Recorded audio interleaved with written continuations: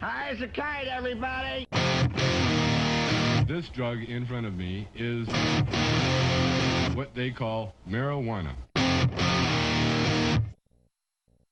If we had a dime for every dime bag bought in America, marijuana would be legal by now.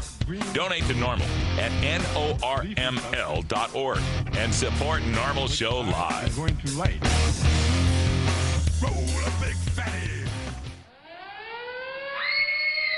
Marijuana is an addictive drug which produces in its users insanity, criminality, and death. Marijuana is the most violence-causing drug in the history of mankind.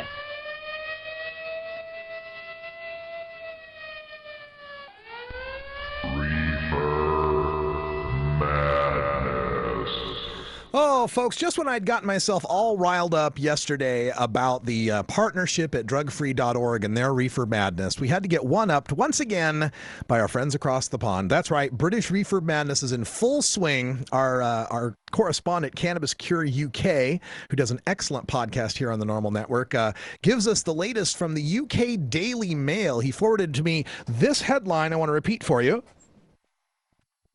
Cannabis kills 30,000 a year. Oh, my goodness. 30,000 people a year killed by cannabis.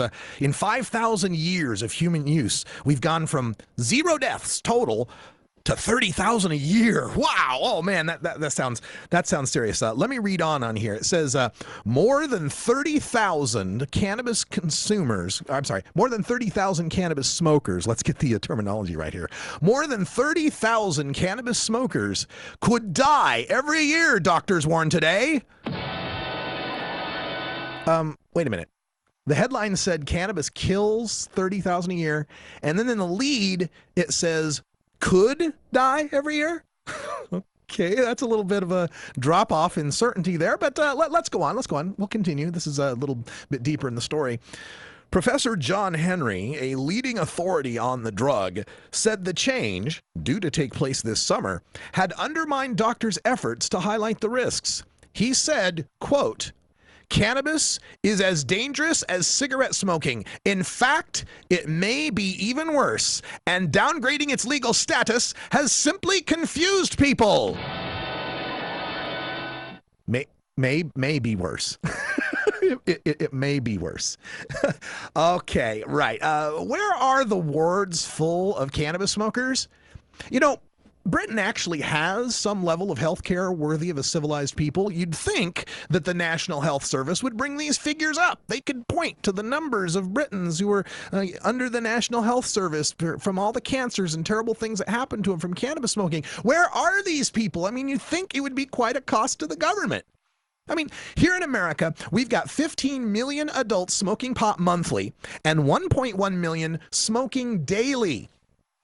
56 million American adults are smoking cigarettes once a month, and 35 million, 35 times as many, are daily tobacco smokers as compared to cannabis smokers.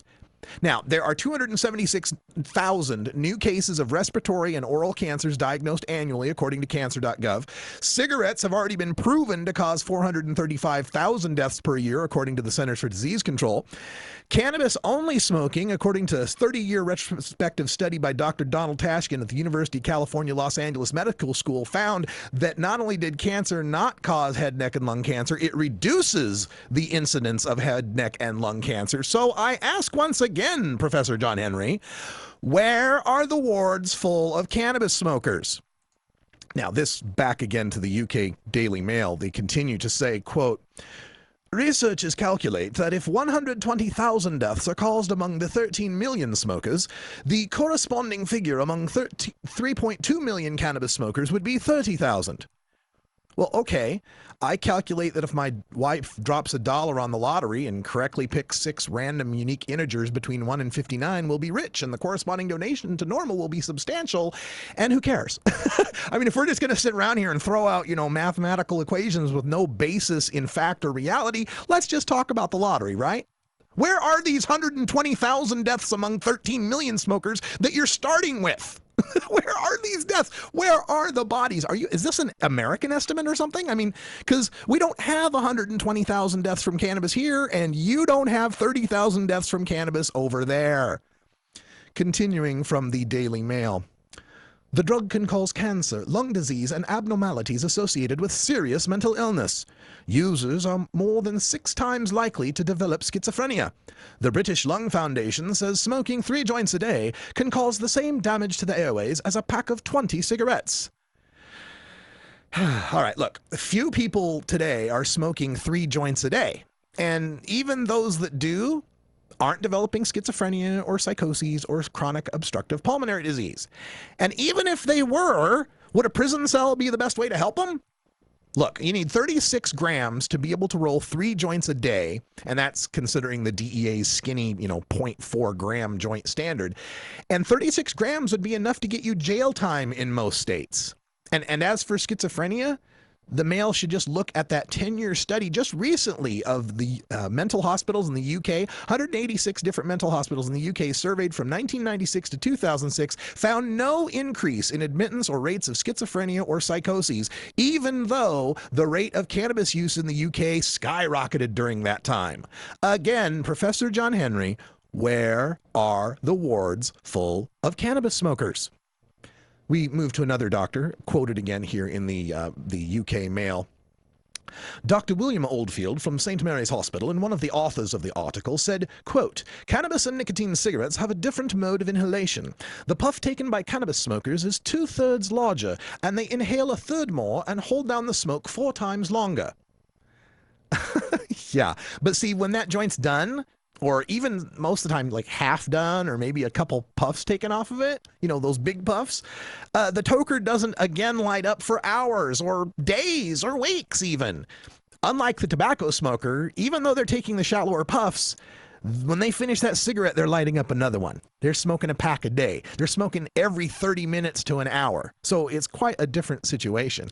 And again, the evidence is shown, and we do not have people developing chronic obstructive pulmonary disease, lung cancer, bronchial cancer, larynx cancer, mouth cancer. Those cancers do not increase. In fact, there's less incidence of them for cannabis-only smokers, even if we're holding the hits in longer. Continued from the UK Mail. All these factors could contribute to illnesses of the heart and respiratory system, particularly as the chemicals in cannabis smoke are retained in the body to a much higher degree. What? Could contribute, right? And what is this? Chemicals are retained in the body. Oh no, the chemicals are retained in the body. What does that mean? The chemicals in marijuana smoke, the harmful ones that you're all worried about, are the same chemicals that are in tobacco smoke, right? That's what makes them harmful. In fact, it's anything that's carbon that you burn causes these harmful chemicals. So these harmful benzenes, or whatever you want to concern yourself with here, leave the body from cannabis at the same rate they leave the body with tobacco. The only thing about cannabis smoke that stays within the body is the fat-soluble THC-CoO metabolite, the carboxy-THC, that stays in your body for days or weeks or even a month in some extreme cases, right? And that's not the harmful part. It's an inert, inactive metabolite. So again, what is the scare of chemicals being stored in the body? All right, back to the UK Daily Mail here. He said the cannabis used today, especially that bought in the Netherlands, was up to 40 times stronger than that used by the flower power hippies of the 1960s. The active level of ingredient in cannabis, tetrahydrocannabinol, has increased from around 0.5% in 20 years ago to almost 5% today.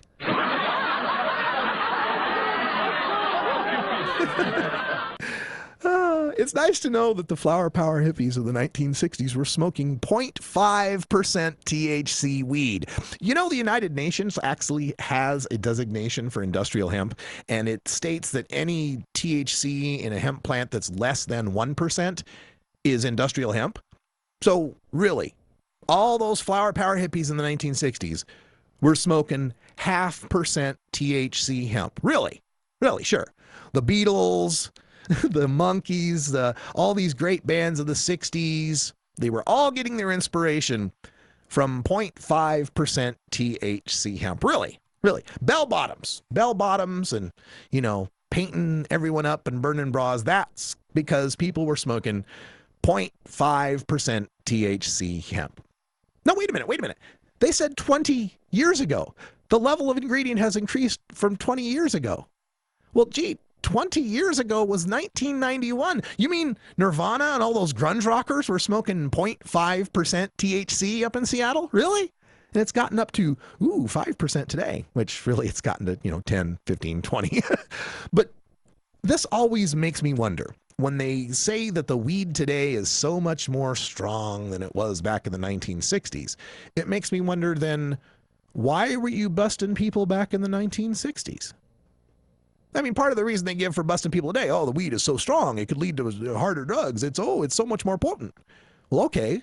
Then why were you busting people for what was comparatively near beer back in the 60s? Which we know it isn't, right? We knew the guys in the 60s had weed just as good as we have weed now, right? It's just the average seizures. It's a whole different ball of wax there.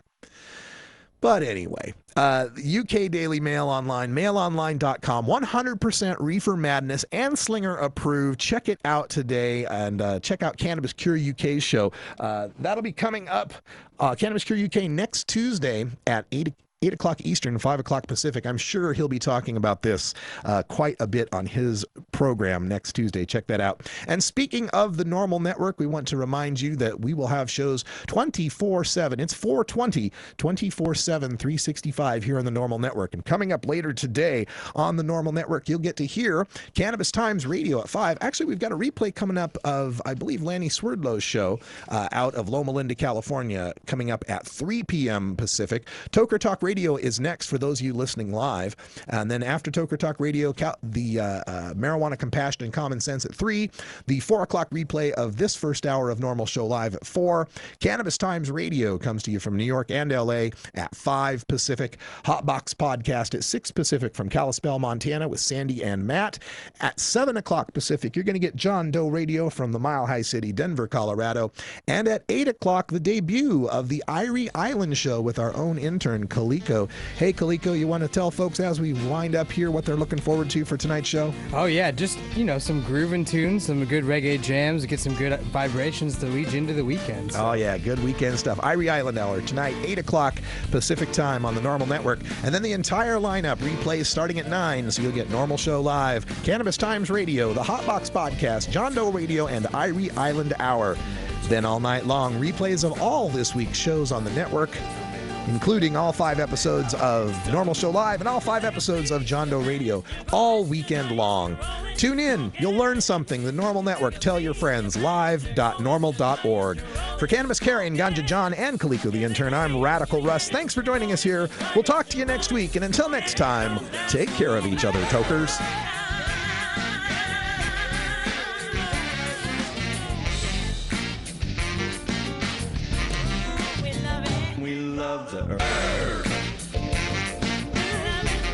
This is Normal Show Live, the voice of the Marijuana Nation. You take a seed, you plant it, you grow it, you dry it, you roll it, you smoke it. You take a seed, you plant it, you grow it, you dry it, you roll it, you smoke it. You take a seed, you plant it, you grow it, you dry it, you roll it, you smoke it, and it goes down smooth.